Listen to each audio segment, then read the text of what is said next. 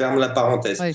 Mais tout ça pour dire que ce que dit Trump sur la question sunnite, c'est évidemment un discours de circonstance qui vise à la création de l'ennemi du moment. L'ennemi du moment, c'est l'Iran, donc on le diabolise et on en fait la nouvelle forme de l'islamisme qui menacerait. Malheureusement, c'est repris par des Les politiques médias. français qui Eh oui.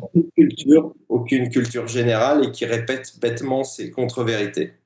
Oui, non, mais c'est très important de s'arrêter là-dessus, Aymeric Choprade, parce que moi, j'ai quand même l'impression que c'est le discours dominant aujourd'hui en France. C'est-à-dire de dire, les frappes contre l'Iran sont la seule solution pour lutter contre l'islamisme, en gros, contre le terrorisme Discours islamique. dominé, c'est le Pardon? discours dominé. C'est le Oui. discours dominé plus que dominant. Oui. C'est Ouais. dominant, mais c'est surtout le symptôme que nos pauvres élites politiques sont des élites colonisées dans leur tête par les narratifs israéliens et américains. C'est une pauvreté intellectuelle, c'est une faiblesse, une incapacité à penser les intérêts de la France, à penser la réalité de la géopolitique mondiale. Et ça me fait beaucoup de peine de voir que des gens dont politiquement je devrais être proche sont en train de se vautrer dans une caricature. Je ne citerai pas une chaîne d'information aujourd'hui, mais qui est aussi caricaturale que Ou vous avez LCI qui est télé Ukraine et vous avez CNews qui est télé Israël maintenant. ouais. Donc c'est quand même dommage en France